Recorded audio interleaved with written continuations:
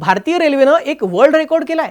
चीन, Russia, Japan यासारख्या देशांना मागे टाकत भारतानं हा रेकॉर्ड केलाय। जी रेल्वे कधी डिझेलवर धावत होती तीच रेल्वे आज जगाला मागे टाकते। सर्व भारतीयांसाठी ही एक अभिमानाची बातमी आहे। भारतीय रेल्वे गेल्या काही काळामध्ये बदलल्याचं बोललं जात आहे। भारतीय रेल्वेनं कोणता वर्ल्ड रेकॉर्ड केलाय आणि गेल्या काही वर्षात भारतीय रेल्वे कशा प्रकारे बदलली आहे सर्व काही जाणून घेऊयात। व्हिडिओ शेवटपर्यंत पहा। नमस्कार, मी श्रेयस पांडे, तुम्ही पाहताय न्यूज 18 लोकमत। आज भारतीय रेल्वे केवळ प्रवासाचं साधन राहिलेली नाही, ती भारताच्या बदलाची ओळख बनली आहे। डेडिकेटेड फ्रेट कॉरिडॉर पासून 20 कोचच्या वंदे भारत ट्रेनपर्यंत भारतीय रेल्वेनं अनेक ऐतिहासिक टप्पे गाठले आहेत। दररोज हजारो गाड्या, लाखो प्रवासी, मुंबईच्या लोकलपासून देशातील सर्वाधिक लोकप्रिय वंदे भारत एक्सप्रेसपर्यंत रेल्वे ही भारताची जीवनवाहिनी आहे। काही वर्षांपूर्वी डिझेलवर अवलंबून असलेली रेल्वे आज वेगानं विद्युत इंजिनवर धावती आहे।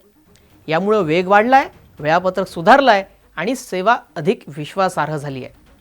रेल्वे मंत्रालयानुसार देशातील 99.2% ब्रॉडगेज मार्गाचं इलेक्ट्रिफिकेशन पूर्ण झालंय। 14 रेल्वे झोनपैकी 14 झोनमध्ये काम जवळपास पूर्ण झालंय। उर्वरित मार्ग अंतिम टप्प्यात आहे। या बदलामुळे काय झालंय? इंधन आयात कमी झाली, कार्बन उत्सर्जन घटलं आणि भारत हरित ऊर्जेकडे वेगानं वाटचाल करतोय। महत्त्वाचं म्हणजे काय तर या बाबतीत भारतानं UK, फ्रान्स, रशिया, जपान आणि चीन यासारख्या देशांनाही मागे टाकलाय। दरम्यान वंदे भारत एक्सप्रेसनं इतिहास रचलाय।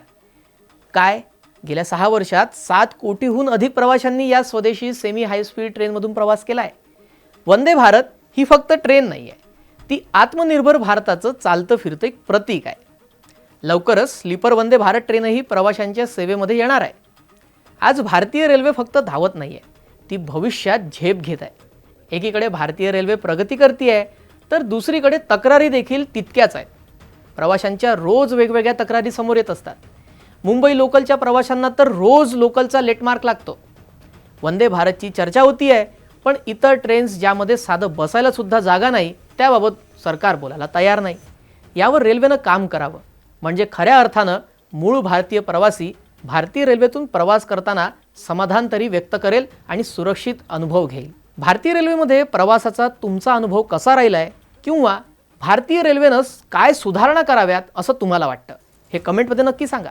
भेटूयात पुढच्या नव्या एका ग्लोबल अपडेटसह। नमस्कार।